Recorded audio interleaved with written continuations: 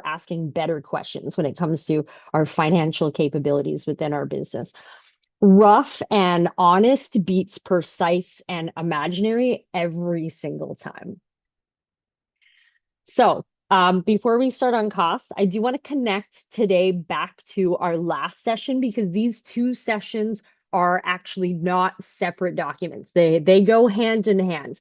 Your financial plan is your business plan, just translated into numbers. Every decision we made in workshop one will actually end up becoming an assumption in this workshop as well. So if we look at the pairs on the screen here, your target market will end up becoming your sales assumptions. Who's buying? How many of them are there? Your pricing strategy as well will end up becoming your revenue forecast. Your marketing strategy becomes a marketing budget because marketing is a line item, not a vibe. Your operations becomes your monthly expenses, and your legal setup becomes registration and accounting and tax considerations as well. So the spreadsheets themselves will actually end up living in your appendices inside your business plan. So if a number today feels impossible to estimate, that's usually a signal. It usually means a decision upstream is a little fuzzy, which is not useful information, or is useful information, sorry, not a failure. It's something we can work with. The spreadsheets as well are not homework attached to the business plan. They are the business plan written in the only language a lender, a funder, or even your own bank account will actually read.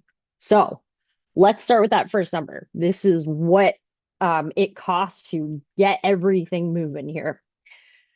So part one, startup costs are the expenses you need to cover before the business opens or before a new idea launches, before a single dollar comes back the other way, comes back to us in our pockets. This is the number people most often guess, and it's also the number a lot of people might think is very, very big. It also can be the number that most often gets them into trouble because everything that follows sits on top of it. How much you will need to borrow, how much you need in the bank, how long you can go for before sales matters, all of this starts right here. So for the next few minutes, we are going to be completely honest with ourselves about what it takes to get to day one in our business.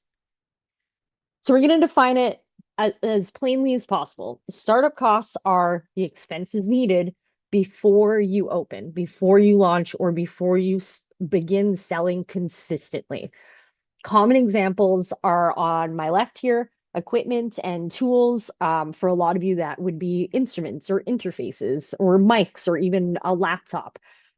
Inventory or materials as well. So if you're pressing vinyl or ordering merch, legal registration and licenses too, insurance and deposits, and even website and launch marketing. Not all of your marketing within a year, not a full strategy, just enough to get us out the gate. The middle column here is the one people skip the most, funding sources. Every item on your list is paid for by someone, hopefully, your own contributions, a loan or a credit, a grant or a program funding, or other financing that you find as well. If you can't name the source, then you don't have a plan for that item yet. It actually is just sitting on your list like a wish. And why all this matters to your startup total becomes part of the financial foundation of that business. It sets your cash needs, your opening balance, and how much outside funding you actually have to go and find. So if you are borrowing money, we got to remember we're starting in the red, not starting net new. If we're putting money into it, then we're already starting with some capital gains here. Quick reality check for the room as well. If you were opening in like 90 days, let's say, what's the single biggest check you'd have to write? I want you to think about that number in your head because we're going to use it for our first activity, okay? So what's the big guy? Is it the laptop? Is it the recording studio? What is it? What's the big one? Now, The fastest way to find the costs you've forgotten is to stop brainstorming and start sorting everything by category. So this mirrors the financial template that you have. So the categories will look familiar when you open the spreadsheet. I did put the spreadsheet in our link there. Category one, licenses, insurance, and banking, registration, bank fees, insurance, and any required licenses as well. It is the unglamorous one and it is easy to miss, but every one of them wants at least some of your money before you start. Registration costs a little bit of cash. Even as a sole proprietor, it still costs something. Getting insurance, even if it's a couple bucks out of your bank to have that business bank account, those little things still matter. They still should be in a startup in your category for your startup costs. Category two as well, we're looking at advertising and marketing. This is business cards. These are websites and launch advertising. Say we're starting social media pages, we're putting a little bit of paid promotion behind there. Any form of promotional material as well can all be put into category two. Again, we want to really make sure that we're putting in what is absolutely necessary to launch, not a full strategy for the entire year beyond our launch.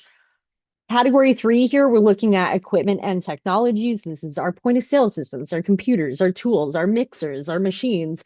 If you need a fog machine, because that's the vibe on stage, make sure that these are added in there as well as subscriptions. A lot of people forget about their subscriptions. I know there are, I think, mixing platforms you have to subscribe to, different things like that. Make sure that your subscriptions are also in there. We also have to watch our subscriptions too, because they do look small monthly, but they do add up fast annually. I don't know if you're like me and you browse all those subscription channels and you're like, oh, free trial, no worries. I want to watch this movie. And then all of a sudden you're getting a bill for like $7 times 12 different times throughout the month. So we really want to watch our subscriptions here. And putting it out is a great way to see how all these things are adding up as well. Next, of course, is our other operating needs for category four. This is office supplies and rent and utilities and inventory, our phone, our internet, a contingency line, anything like this, anything that is costing us money to even open up our eyes and start moving towards launching our business needs to be added into one of these four categories. Now, here's the trick. Instead of asking yourself the impossible question of what have I forgotten, you walk through the four categories one at a time and ask yourself what belongs here. So if you're looking at it as a whole and saying, what do I pay for? What do I need to put down? It's going to end up being very, very difficult to figure it all out. If you break it down, your brain will basically hand you the items it wouldn't have offered otherwise inside those four categories. So please do put a real number on contingency as well. I did mention contingency, but we will come back to that on my next slide here. So I do have some common startup cost mistakes as well. And here are, again, number four mistakes I see most often. And I do want to name them so that way you can catch yourself making them before you move on past startup costs. First, forgetting the boring costs, we'll call them. These are the deposits and the fees and the insurance and even shipping and taxes and those little subscriptions and setup charges and all that jazz. They're never exciting, which means we never remember them, which means they come out of our bank accounts and we don't have them tracked down. But they're very real and they do cost us money and it does add up. Second, treating every wish list item like an essential on day one. If we can make something happen on day one at a lower cost, that is your startup cost. If you have big hopes and dreams of renting out a space and launching four studios at the same time and doing this and that and the next thing, it doesn't necessarily make it a startup cost. It is a hope and a dream, and one day we will get there, but we do have to start somewhere, which is exactly where our startup costs fall. So for each line of this startup costs, I want you to kind of look at it and ask yourself, does the business fail to operate without this in month one? That kind of narrows it down to, is it absolutely must needed? If not, it's a phase two or a post-launch item. But that question alone can actually cut a startup budget dramatically. Now, third here, not separating owner contribution from loans, grants, or other financing. Money you put in and money you owe are not the same. And any lender will notice immediately if you have blurred the lines between money that you owe and money that you have, or have put into it. Sorry. And then fourth as well, and this is just something smart that everybody who's running a business should do, is looking at your contingency. Leaving no contingency is one of the biggest mistakes you can make. Prices change, deliveries end up being late, something always comes up, there's something that happens. A cushion is not being pessimistic about your business, it is making the smartest decision you possibly can. It's like your own personal bank accounts when you have a rainy day fund in case you pop a tire or in case something happens to a pet and you need to take them to the vet. It's the smartest move you can make in business is having a small contingency fund. Now, let me get just one thing from you as well. I want, and I'm going to open up the chat here. I want you to give me one cost you almost forgot. And as we were talking, it popped into your head and you were like, oh, yeah. And it surprised you. Just give me one or two in the chat and then we'll move on because I do want to protect our activity time. But I do want to see if anything was sparked in your brains.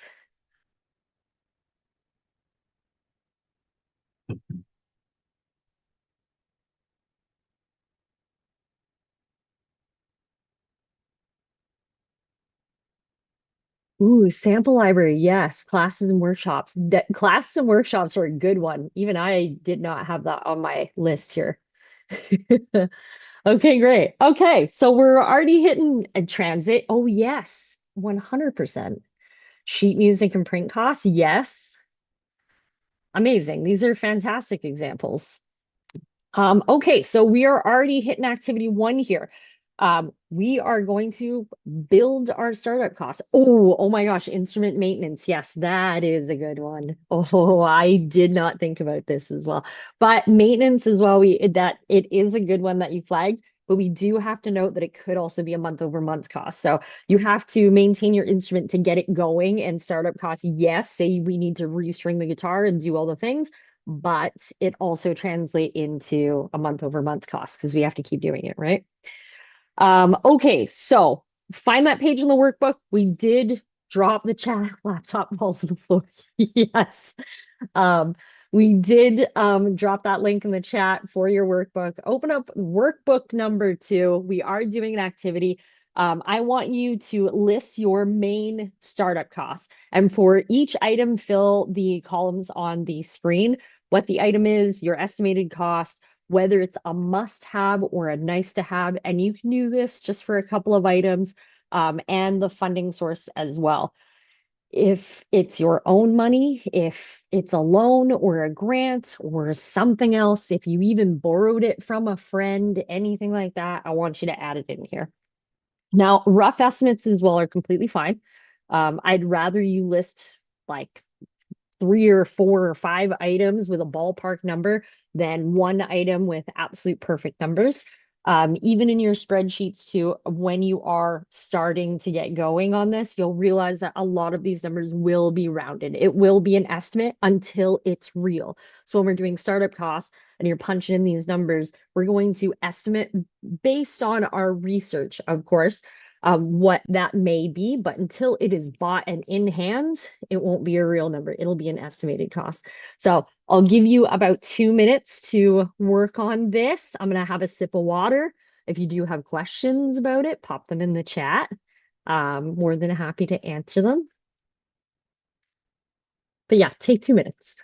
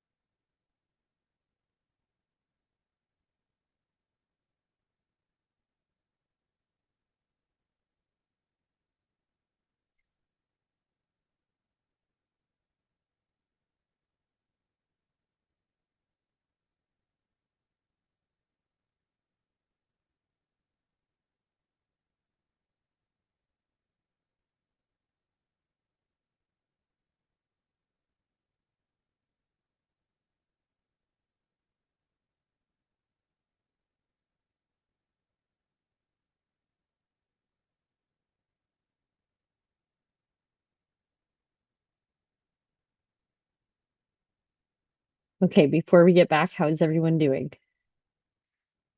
I see no questions coming in.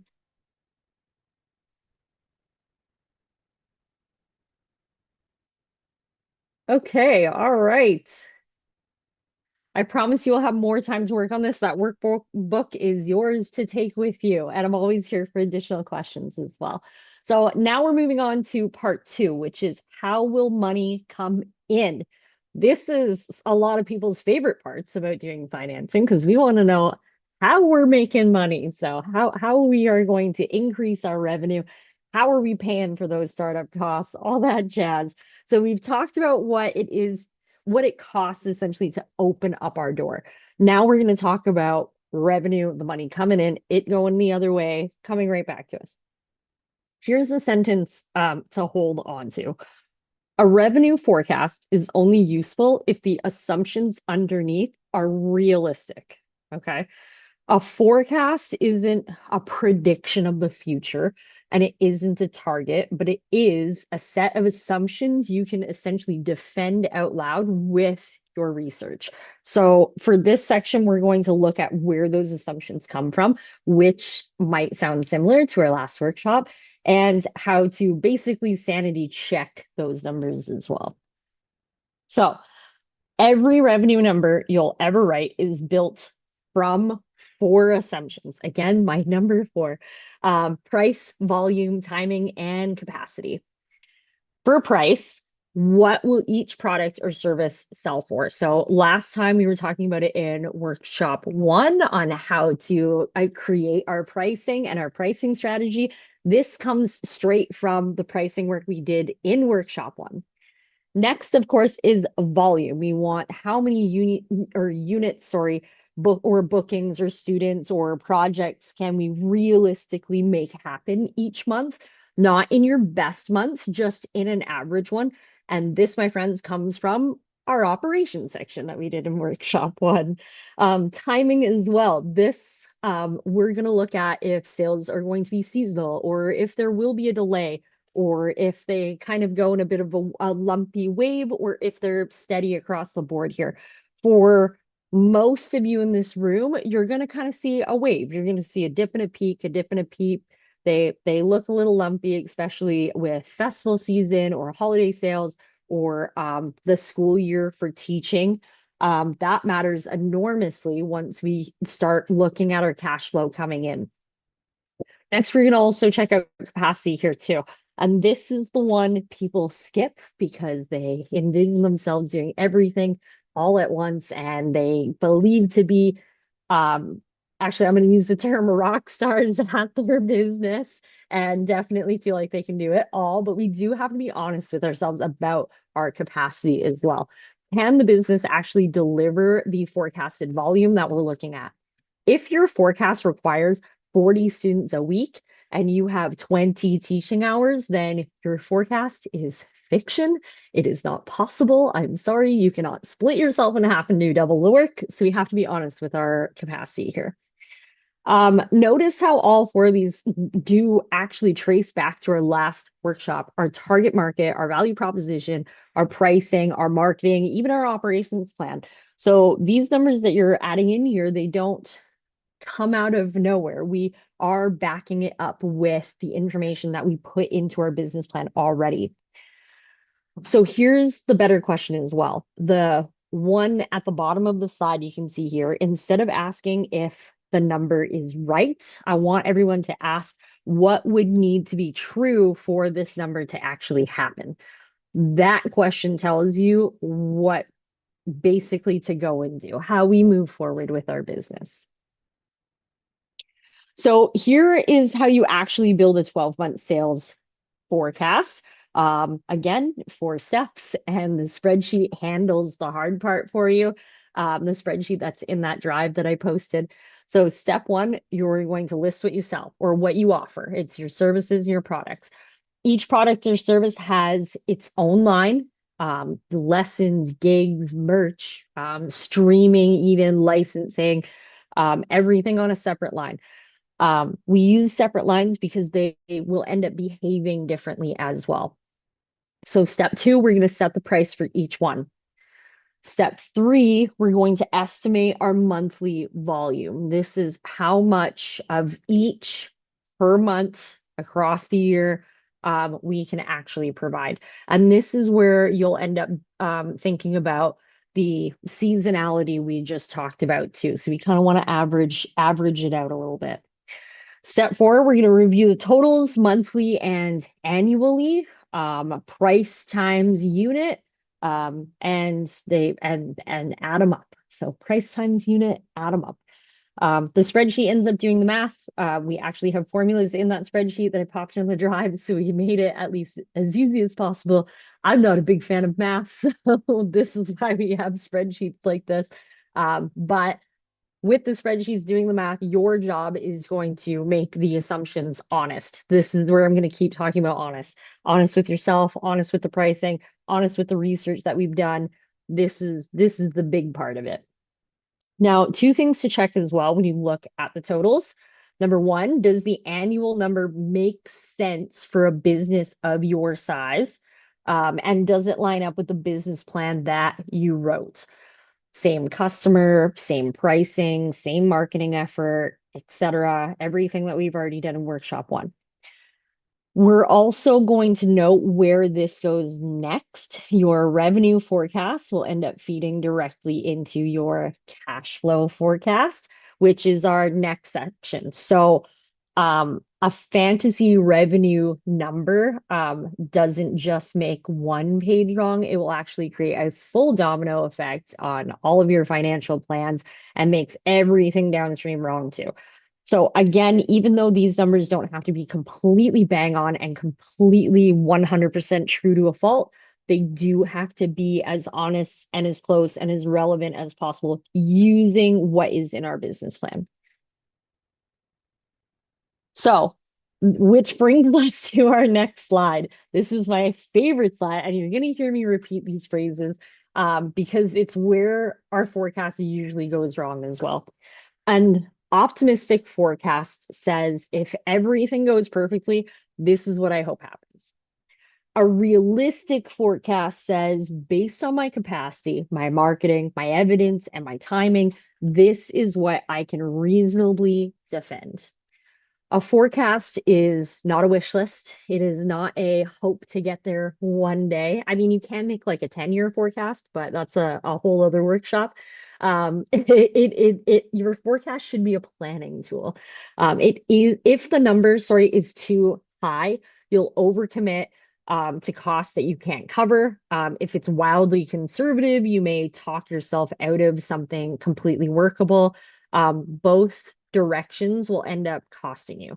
So make sure that we're being honest. Run the evidence check on the right. Do I have past sales to point to? If you don't, maybe have you actually talked to customers, not just imagined that they'll be interested and what they could be interested in? Can you service this volume with the hours that you have in your day? And do your marketing efforts support this number? If you're envisioning that you're selling 100 units every single week and you have no marketing and haven't chatted with a customer, you don't even have a live website, and you only go off capacity, it still doesn't make sense because we're not doing anything to back that up.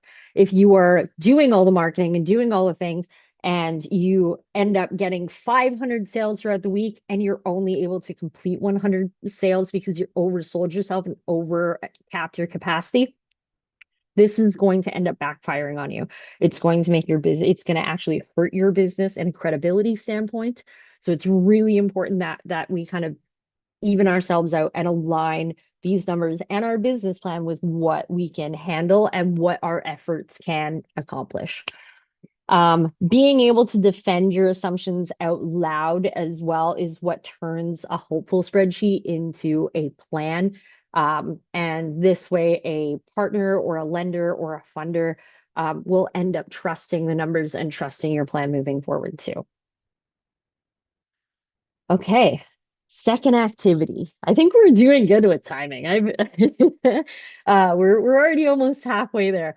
We are going to take a small break while doing this activity as well, give you guys a chance to check your phone, drink some water, and do all that jazz. I know I didn't give too many breaks in our last session, so I tried to lighten it up a little bit this time.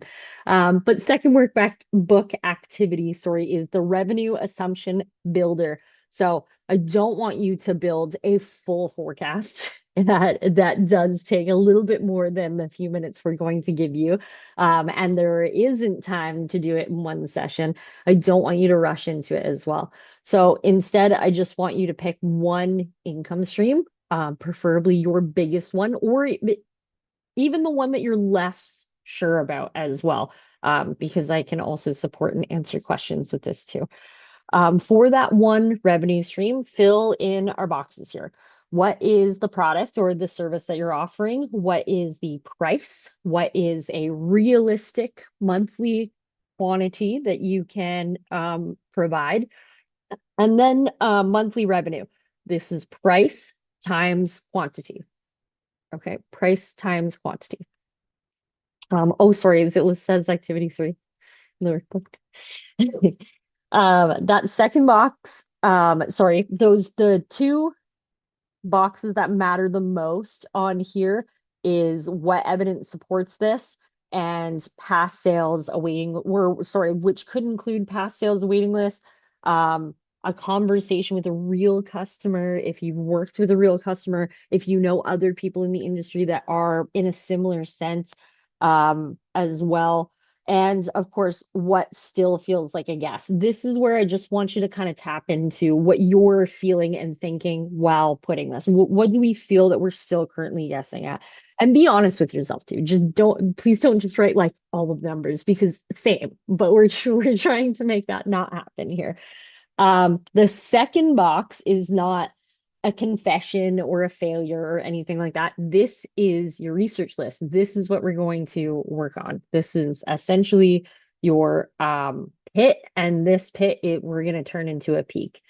So take a few minutes, one stream, honest numbers, and then when we get back, we'll see if we can chat about them a little bit.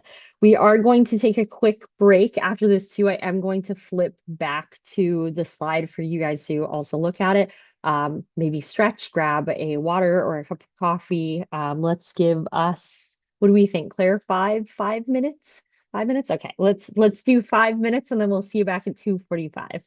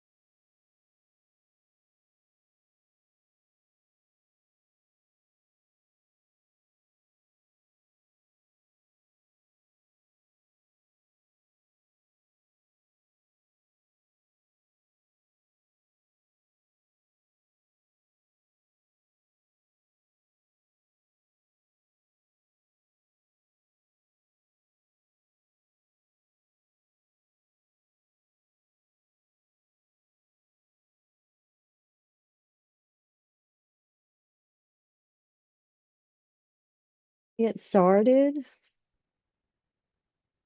Welcome back, everyone. This is part three of our workshop, part two. Basically, we're asking ourselves in this section, can the business survive month to month? So this section is about cash flow. And cash flow is essentially about one thing, timing. When money comes in and when money goes out as well.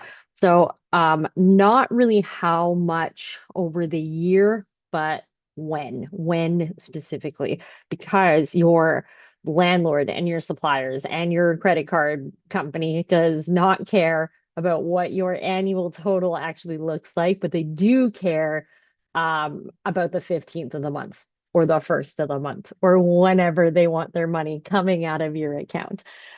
So this is, in my experience, the single most useful section of the day, even on a personal level, is understanding your cash flow, when money is coming in and when it has to go out. So here's the concept the whole section here rests on, and it's one people most often get wrong, actually. Profit and cash are not the same thing. I know they sound like the same thing. I know it looks like the same thing coming into your account, but it is not the same thing. A business can look profitable on paper, but still completely run out of money. Profit will end up asking one simple question over a period of time. Did revenue exceed costs and expenses? That's the number one question profit asks. Now, cash has a whole different question in mind. Do we have money in the bank right now when bills are due? That's what cash asks. And cash can be a little mean sometimes. The risk essentially lives in the gap between our profit and our cash. You pay for inventory in March, but it end up getting paid for selling that inventory in June. You guys will end up buying gear for the tour in advance, and collect the fees afterwards, let's say. Over the year too, if you look at it in a year, sorry, on the year, it works beautifully. It lines up on paper. Everything looks great. You know that you spent X amount of money on equipment, that you made X amount of money on the tour or merch sales or whatever. But looking at it in April, you're in trouble. Say we spent all the money, we're still on tour, we haven't hit tour yet, we haven't sold merch yet, but our money is already out the door, right? So we want to think of these kind of as two separate tests, profitable and solvent as well. A healthy business does need both. And a good idea can fail on the second one while passing the first. So that's why we have to look at it as two separate things. So simple version, basically, if it does help, profit is the result and cash flow is our survival. That's our sustainability model essentially. So what is a cash flow forecast? It's essentially a monthly view of money entering and leaving our business. So the formula on the screen is what we rely on, and it's genuinely this simple. It's just opening balance, which is what is in the bank at the start of the month, plus cash inflows, which is money we actually received, not will received, not invoiced, what we actually received, minus cash outflows, which is everything that we actually paid out, not will pay out, which will equal our month cash end, which becomes next month's opening balance. So it's the same formula that keeps going. Now,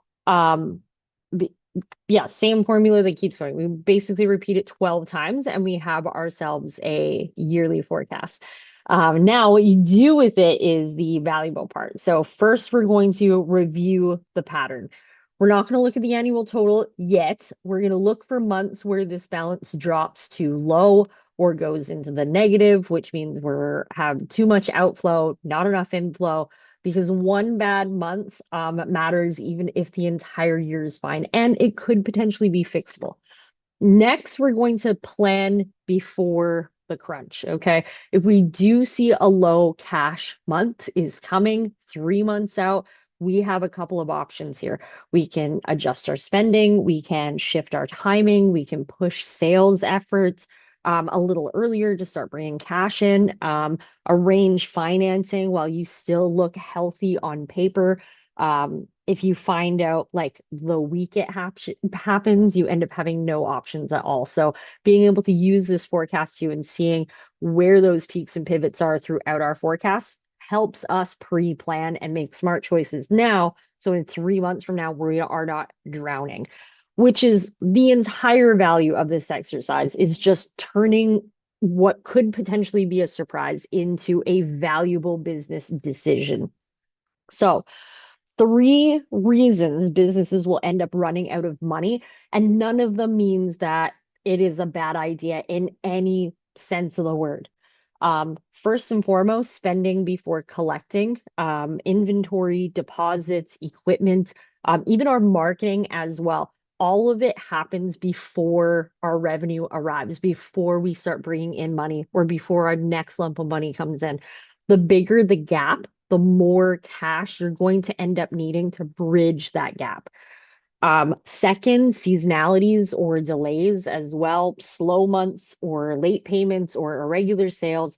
If you're paid net 30 and your landlord is net now, that's a gap you have to fund yourself essentially. Third, and this one surprises a lot of people, is growing too fast, actually. And we've seen it in businesses before. Everybody worries about not growing fast enough, but if you grow too fast, it could also affect your business too. More sales can mean more inventory. It could mean needing to adjust staff. It could mean more travel. It could mean more upfront costs as well.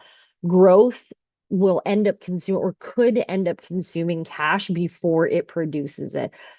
I know people look at this as a good thing. We're spending more money because we're doing more things because we're growing our business. But plenty of businesses have grown themselves straight into a cash crisis, which is something we actually have to be aware of as well. So the question isn't just do we make money here? It is do we have money when we need it? Are we sustainable? Can we survive even on our downturns? I'll take one quick example from the room if anybody has one. Then we're into our final activity. So we do want to make sure that we get some time to do that as well. So does anybody have an example of growing too quickly or making a choice where you spent money without bringing it in, and then all of a sudden a subscription came out and we can't afford Starbucks? Or our landlord is mad at us because we had to buy t-shirts to design t-shirts to sell them at our next concert and we didn't pay rent yet. We're waiting for the gig money to come in. Has anybody ever lived like this? I'm not even a musician, even I've lived like this. I've invested way too much money into a band project. Yes. Also paying for a studio space. Yes. And we're not seeing that return on investment yet. So, right, I'm assuming is why we're putting it in there. Yeah. Yeah, that definitely happens. So you have to be smart about it. When you're stretching it out into a cash flow sheet like this too, we can now look at if we combine this with our forecast, which we're going to talk about too, we're going to be able to see the balance of how much can I reasonably spend now without putting myself into a hole in order to make what amount of money later. That's why these kind of all work together. It's important. Wanted to get a custom email, but paid for the yearly plan instead of the monthly. Oh, I've done this and realized in 1 month in that I didn't need it and couldn't cancel it until a year later.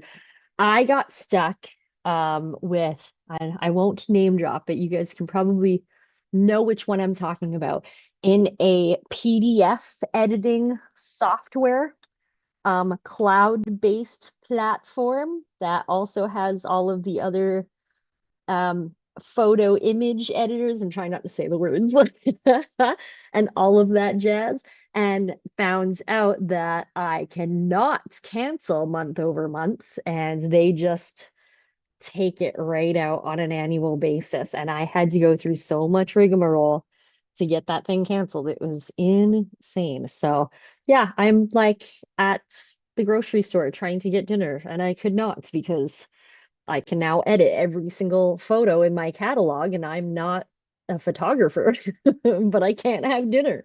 So, yes, okay. Other people also agree with me on the PDF software. Yes. Okay, fabulous. Thank you so much. Okay, so we're on to our final activity. Now it says activity 3 in the workshop, but I believe this is activity 7 in the actual workbook. Or is it activity? I'm getting a thumbs up, so maybe it is activity 3. Activity 6. Okay, I knew it was 6 or 7. Perfect.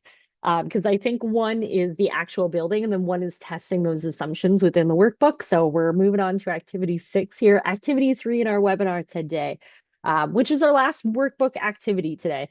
And this is basically finding our cash crunch. So I do want you to look ahead at the first 12 numbers that you wrote down in our last activity, or your next 12, or whatever 12 you want to work with, if you're already running. I want you to name the month that worries you the most, the one that you looked at that's causing concern. 70% of you are going to say December, but I want you to take a look at the month that is causing you the most concern, the most worry. There is normally one.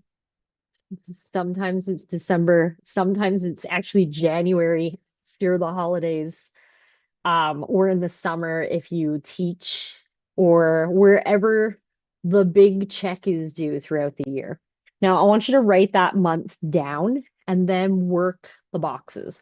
What is causing that month to worry you? What is causing that low cash? Is it the holidays? Is it because your teaching gigs are up throughout the summer or not happening throughout the summer? Is it during the winter months because there's no outdoor concerts, or what's happening during those months as well? Now, I also want you to think of what can be moved or delayed. We're just looking for a solution. It does not have to be a reasonable solution. It can be totally imaginary. It could be a big wish in this case.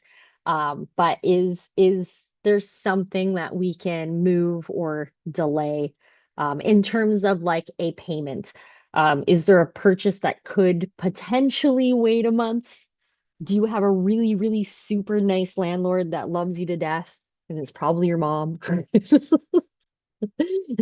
What can we potentially move here? And then in our next box, what income could be accelerated? Maybe we're lacking a little bit on something. Maybe we could be charging a little bit more for our gigs. Maybe we're at the crosshairs between getting free beverages at our gigs to actually charging for our gig type thing. Where can we kind of push our envelope a little bit and accelerate this? Could we also ask for like a deposit up front, or make sure we have a set deadline on our invoices, or maybe we're doing ticket pre-sales or merch pre-sales or different things like that, right? Record pre-sales. What can we kind of do to ramp those up? We also need to look at what cost still needs our real quotes. So what number did we completely guess at that we haven't done our research on? And then what is the one question you would want to ask an advisor or an accountant about? These two are going to be your research questions. If you kind of notice, we have a little bit of a trend in here that at the bottom of each activity, we have some research to do. So if you're early enough that you don't have real numbers yet either, just imagine your first few months, again, be as honest as possible, where things could potentially get tight. What does that look like between you launching your business and actually running things when you're also trying to put out marketing efforts and build up your inventory and different things like that? Um, so just imagine your first few months, where things could get tight, and the thinking towards this will end up transferring on paper. It'll kind of show you where you're going to be a little stuck, which is okay.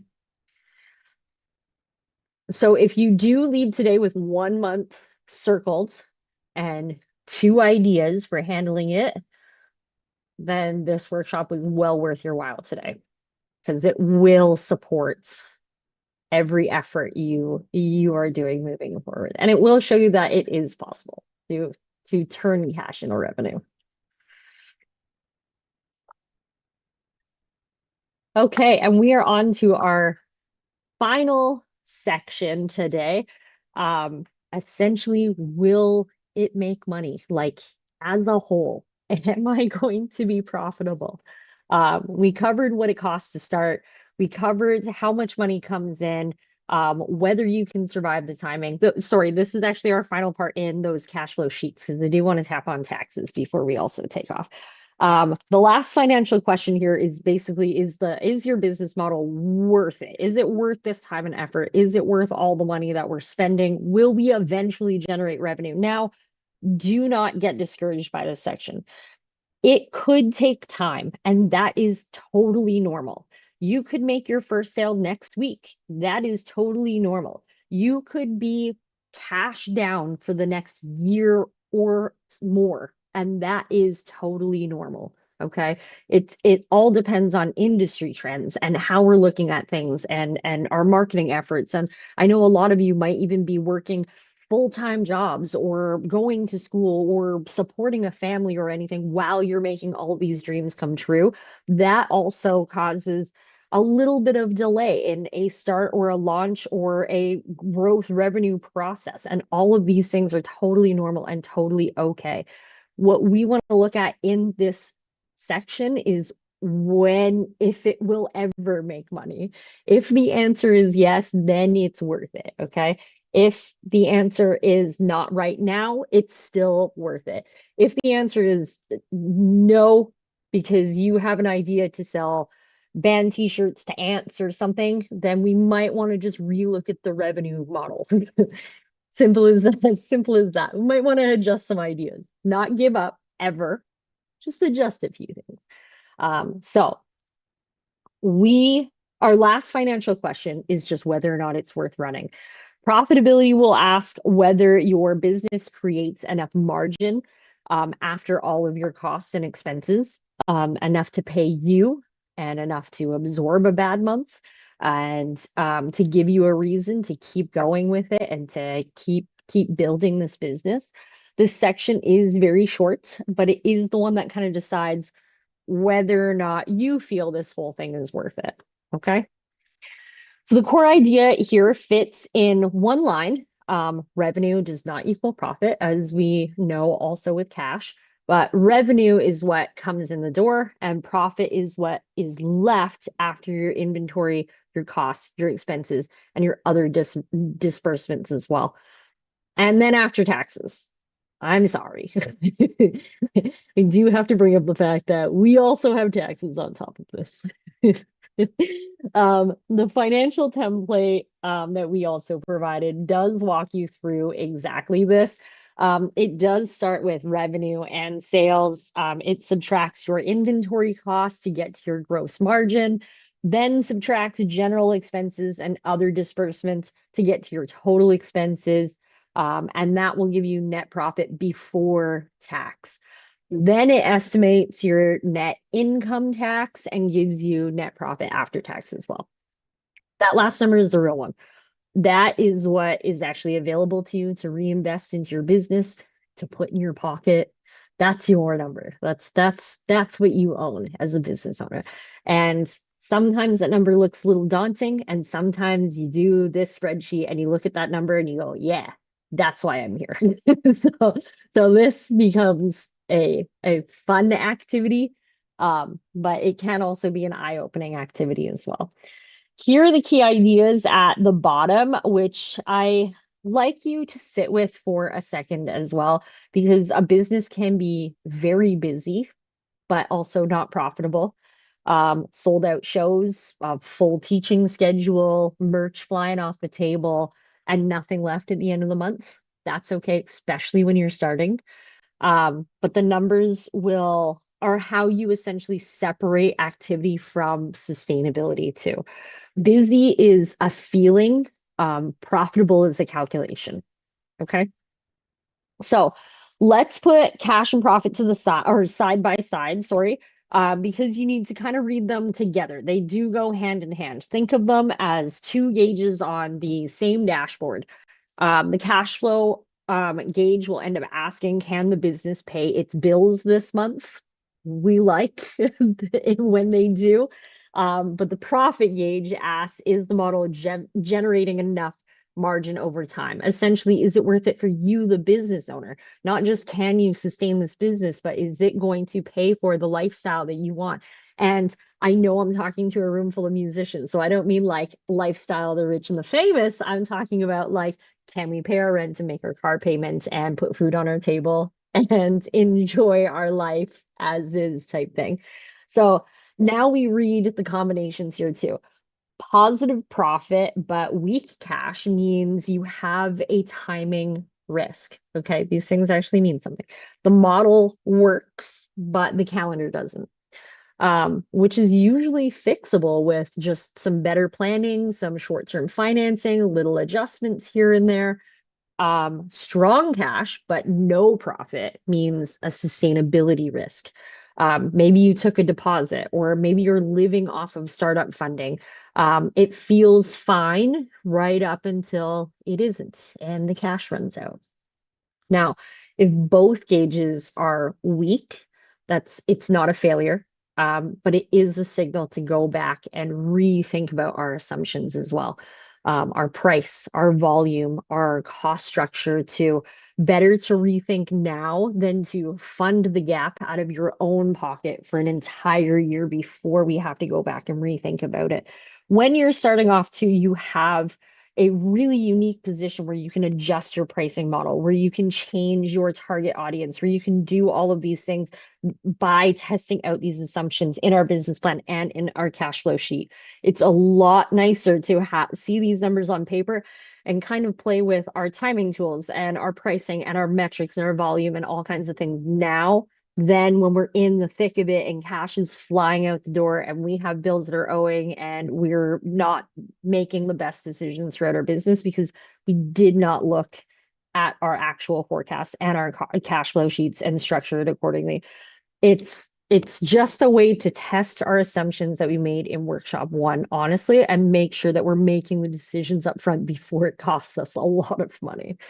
We like to not have money coming out of our pockets. So basically, underlining here as well, the goal is also not perfect numbers, but it is better decisions. It's stronger assumptions and it's knowing where to go from here.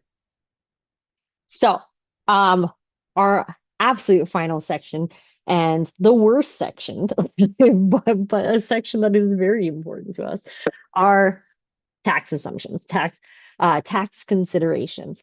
So part 5 is all about what the CRA cares about. And I do want to be upfront here. I'm not an accountant, and nothing in this section is tax advice for your specific situation. But what I can do is make sure that you know what questions to ask so that way you're not surprised and you have a generalized understanding about it too. Because tax planning really does start with 3 things: good records, realistic cash planning, and knowing when to call someone who does this for a living when we have questions. So we're going to keep it practical here. 3 things to get right as a new business owner. Notice how I dropped my number from 4 to 3. That's how much I care about taxes. So I'm just kidding. They're very important. First, record keeping. Track your income and expenses as you go, not at tax time. Track them as you go, not in a panic. Especially not in a panic in April. Keep receipts and supporting documents. Normally, I recommend opening up a drive on your phone if you have a smartphone, categorizing those drives into like expenses for your office or your business or this or that. And every time you spend money or you have a receipt or anything, Yes, receipt holders unite. Don't just stuff it in the bottom of a bag, though. Please store it somewhere. But you can just take a picture of it and upload it into a drive. A lot of people are doing this now. Accountants absolutely love it. Bookkeepers love it. It's super easy. And then you can stash them in a shoebox under your bed if you want, but we have a clean record of them, which is really nice. There are also tools. We know a couple of the popular ones. I am going to shout out Wave here as well. You can start off for free too with them. You can take pictures and stick it in there too. Yes, it is like the cost saving version of the big guy. Um, Definitely worth exploring. But yeah, keep your receipts and supporting documents and separate business banking. A separate business bank account helps enormously as well. A dedicated account, dedicated card means your records mostly build themselves too, because now we're not sorting through our personal accounts. We have one bank to rule them all. Second, an HST or a GST refresher from Workshop One registration becomes mandatory once you pass the small business supplier threshold. We discussed in our last workshop one, it is $30,000 in 12 consecutive months or 4 consecutive quarters. Voluntary registration before that may make sense for your business as well, especially if you are selling on an e-commerce site or you're selling merch and you want to have the HST and you want to just start the right way, essentially. You can also do it before you hit that $30,000 threshold as soon as you start selling. It can also be worth it if your startup purchases are significant as well, because input tax credit lets you recover the HST you paid on them. Okay. This is very cool. We have to have an HST account for them. That's a conversation you have to have with an accountant as well, with actual numbers in front of you too. So if you are making huge cost purchases, it is worth exploring a tax account before you do this. So income tax time, we can write it off essentially. Third, and this is the one that kind of catches people, set money aside, please. I beg. When you're self-employed, income tax isn't automatically withheld the way it is on a paycheck because you are in control of your paycheck. So any HSC you collect as well is not your money. It's never your money. You're simply holding it. So if you are collecting HST, put it in a savings account, put it in a separate little binder or folder, or just keep track of it because it's not actually yours. So build tax set asides, essentially, we'll call them, just things to put on the on your back end here, into your cash flow as well. Build them in there. A separate savings account, a percentage off of every payment as well. Whatever you're going to actually stick to, just make sure that you have it somewhere written down that this is not your money. So, let's bring it together with a readiness checklist.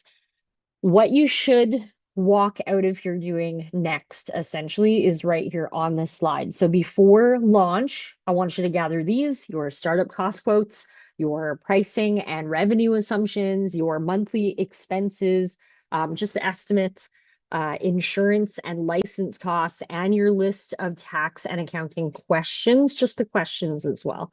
Then we're going to pressure test. So with 4 questions we've been answering all morning. Can you afford it? Can you sell enough at that price? What are your low cash months? And is the model profitable enough? If you can answer those honestly, then you're way ahead of most people who start a business. You've already got a lot of things out of the way here, because a lot of people don't understand their business in terms of this financial language that we're speaking. They look at it as an idea and a target audience, and it doesn't translate into actual money coming into their business. So we're way ahead of the game if you're able to do this. And for your next steps as well, if you do or would like support from me or the Small Business Center, bring in these workbooks, bring in your financial template, bring in your last workbook while you were building out a small business or a business plan, sorry. I'm more than happy to answer questions, book a one-on-one consultation with you. We're going to end up having some time to answer questions at the end of this session as well. All that is free from the Small Business Center. And we're more than happy to help you in your next steps after this too. So I want to also close on this rather than on confidence in the numbers themselves. You don't need perfect numbers. Nobody has perfect numbers, believe it or not. What you need is a set of assumptions that you can defend and a plan for the months where things are getting tight or they're looking a little not so good. Okay. So workshop one, we went through it, we built out our business story. And workshop two, we tested the story with numbers, and this is our entire business arc. So this completes all of the things that we need to know and actually launching, growing, and starting a business in terms of numbers and knowing that this is going to work. So again, thank you very much. Details are on the screen if you would like to contact me. I will stay for questions, but thank you so much for hanging out with me today. I'm actually a big fan of supporting this journey with all of you and with everybody out there who's potentially watching outside of our call here. More than happy to help anytime. So thank you, everyone.